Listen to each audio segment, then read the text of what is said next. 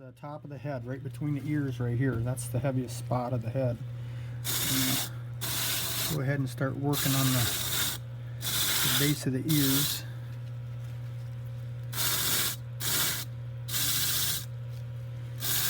Toward the eyes here.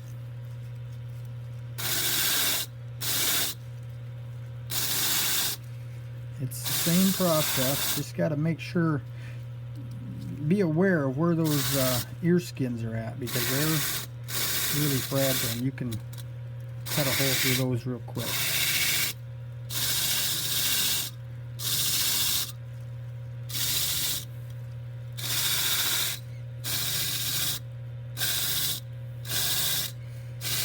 It's just kind of rolling everything and cleaning everything off right down toward the eyes, toward the nose, you might say. Working from the back of the head toward the nose. You're going to see the eyebrow whiskers and stuff show up. All that stuff as we go over, and it's going to clean it right up. Okay, this here's where I was trimming the other day when we were doing our turning. That's where that muscle comes down off the ear right there. That's all clean now. What I like about the wire wheel, it just does such a nice job of cleaning up all these areas. Take your time.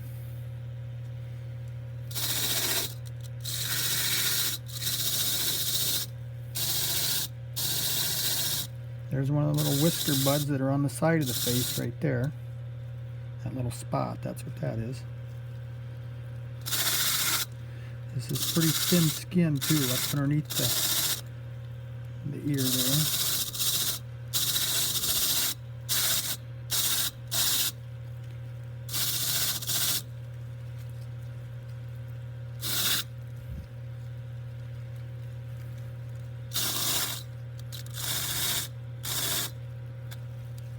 I have a little hole in that ear, I didn't know that.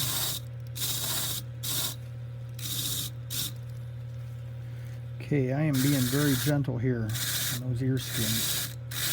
Now here to the cartilage, I'm even going to use this to clean up this cartilage now. That's that outside ear flap there, so be careful. That's just cleaning up the cartilage there.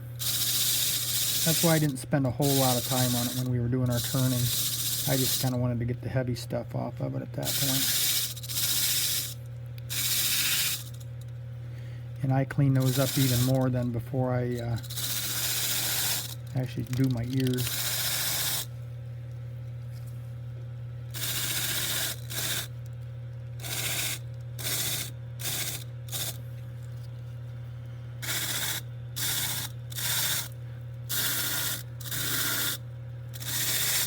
I go back on the post that you saw me turning the ears on, that bigger post, and my sanding block.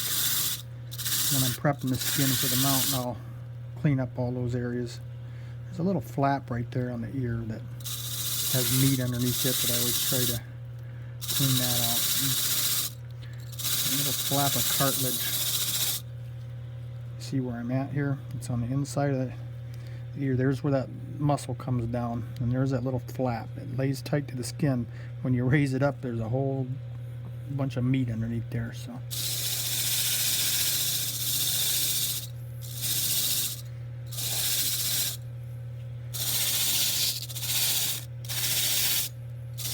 the cartilage itself is relatively tough. So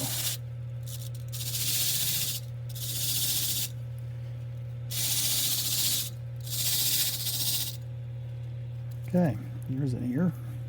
It's done. See, I might clean that up a little bit. Yeah, I can get a little bit better here. Just be careful. That's getting up there where it's thin. Go to the other one.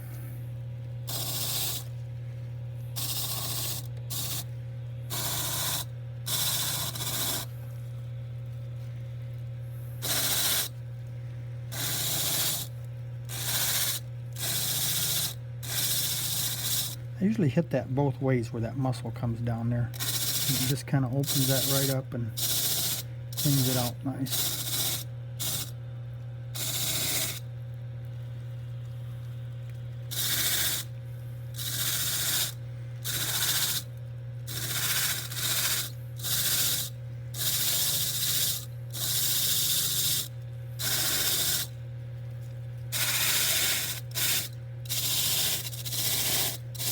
eyebrow.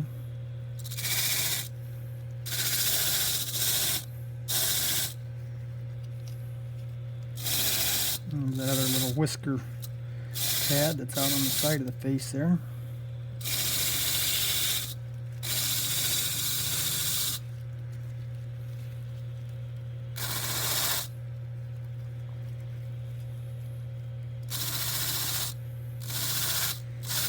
And you will see me flattening the skin out. If you have wrinkles or folds in your skin, it's a little easier to cut a hole in them too. So,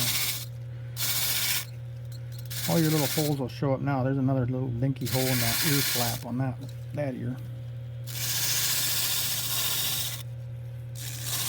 It's going to happen more often than not, so it's hard to being a taxidermist is figuring out how to do repairs, fix holes.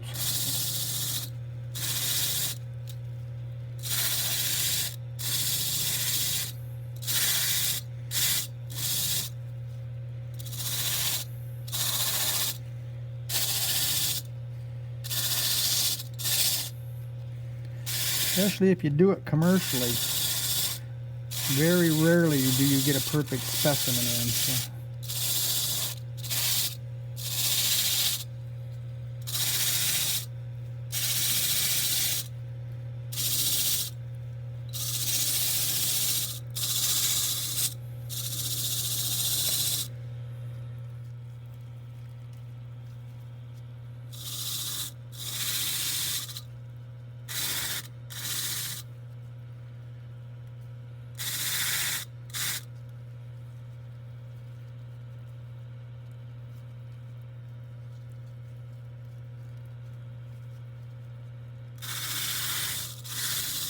Just cleaning up that cartilage again.